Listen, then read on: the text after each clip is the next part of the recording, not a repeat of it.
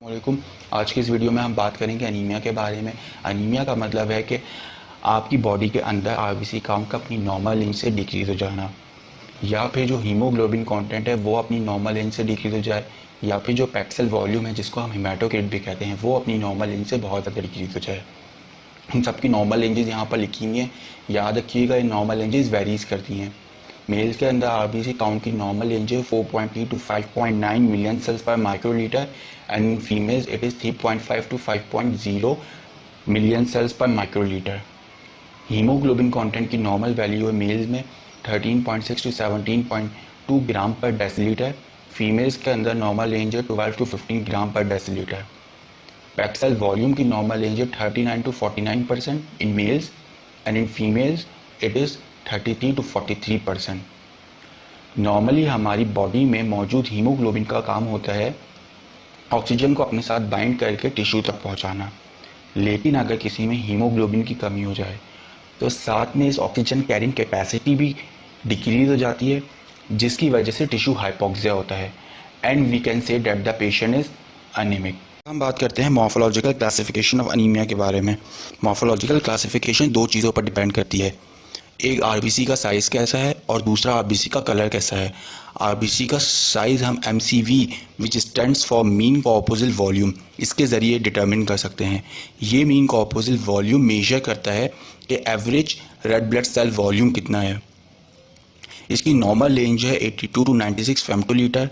अगर हम ये कहें कि किसी पेशेंट में एमसीवी इंक्रीज़ हो रहा है, so it is macrocytic anaemia, मतलब कि जो आरबीसी का साइज़ है वो इंक्रीज़ है नॉर्मल से। अगर हम ये कहें कि किसी पेशेंट के अंदर एमसीवी डिक्रीज मिल रहा है, so that is microcytic anaemia, मतलब आरबीसी का साइज़ जो है वो नॉर्मल से छोटा है। बात करते हैं एमसीएससी के बारे में, which stands for mean corporal haemoglobin concentration. MCSC determine करता है कि आरबीसीज के अंदर हीमोग्लोबिन कंटेंट कितना है, एक सिंगल आरबीसी में हमें कितना हीमोग्लोबिन मिलेगा। इसकी जो नॉर्मल रेंज है it is 33 to 37 gram per decilitre. अगर हम ये कहें किसी पेशेंट में एमसीएससी डिक्रीज़ हो रहा है, so it is hypochromic anaemia. इसी तरह से मॉर्फोलॉजी की बेसिस पर हमने अनीमिया को 4 तरह से क्लासिफाई किया हुआ है। नंबर 1, नॉर्मोसिटिक नॉर्मोक्रोमिक एनीमिया, जिसमें आरबीसी का साइज भी नॉर्मल होता है और आरबीसी का कलर भी नॉर्मल होता है, मतलब हीमोग्लोबिन कंटेंट भी नॉर्मल होगा। मैक्रोसिटिक नॉर्मोक्रोमिक एनीमिया में आरबीसी का साइज इंक्रीज होगा और हीमोग्लोबिन कंटेंट नॉर्मल होगा। मैक्रोसिटिक हाइपोक्रोमिक एनीमिया में आरबीसी का साइज इंक्रीज मिलेगा और आरबीसी का जो हीमोग्लोबिन कंटेंट है वो डिक्रीज़ होगा। माइक्रोसिटिक हाइपोक्रोमिक एनीमिया में आरबीसीज का साइज़ भी डिक्रीज़ होगा और साथ में हीमोग्लोबिन कंटेंट जो है वो भी कम होगा। That's all about morphological classification of anaemia. अब हम बात करते हैं अनीमिया की एटियोलॉजिकल क्लासिफिकेशन के बारे में। एटियोलॉजी से मुराद है कि कॉजेज़ क्या क्या हैं अनीमिया के। सबसे पहले बात करते हैं हेमरेजिक अनीमिया के बारे में, जिसको हम ब्लड लॉस अनीमिया भी कहते हैं। हेमरेज का मतलब है ब्लीडिंग। अब वो इंटरनल ब्लीडिंग भी हो सकती है, एक्सटर्नल ब्लीडिंग भी हो सकती है। एक्यूट हेमरेज का मतलब है कि अचानक से ब्लड का लॉस हो जाना बॉडी से। फॉर एग्जांपल कोई भी रोड ट्रैफिक एक्सीडेंट हो गया या फिर कोई भी कट लग गया बॉडी में जिसमें बहुत ज़्यादा खून बह गया हो। अगर इस तरीके की पेशेंट की सीबीसी रिपोर्ट देखी जाए तो उसमें एमसीवी भी नॉर्मल होगा और एमसीएससी भी नॉर्मल होगा, and we can say that the patient has normocytic normochromic anemia. ये अक्सर बीसीक्यूज में बहुत ज़्यादा पूछते हैं केसेस के तौर पर। फॉर एग्जांपल कोई भी रोड ट्रैफिक एक्सीडेंट का केस दे दिया और बोला इसमें किस टाइप का एनीमिया होगा। फिर देखिए chronic hemorrhage. Chronic hemorrhage loss of the blood over a long period of the time. आहिस्ता आहिस्ता आपकी बॉडी से ब्लड लॉस हो रहा हो। For example peptic ulcer, purpura, haemophilia, menorrhagia.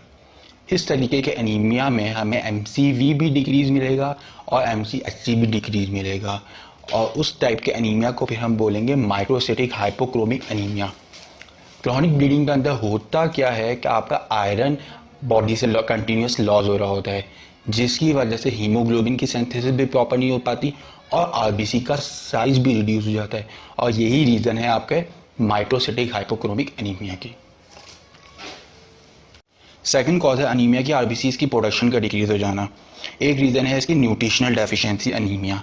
Nutritional deficiency anaemia में होता क्या है कि किसी भी ऐसे सब्सटेंस की डेफिशिएंसी हो जाना जो आरबीसीज की सिंथेसिस के लिए बहुत ज़रूरी हो, जैसा कि iron, protein, vitamin C, vitamin B12, folic acid. इनमें से किसी भी चीज़ की कमी होती है तो हम कहेंगे that the patient has nutritional deficiency anaemia. Deficiency anaemia की कुछ टाइप्स हैं, जिनमें से सबसे पहले हम बात करते हैं आयरन डेफिशिएंसी एनीमिया के बारे में, जो कि सबसे ज़्यादा मोस्ट कॉमन टाइप है एनीमिया की।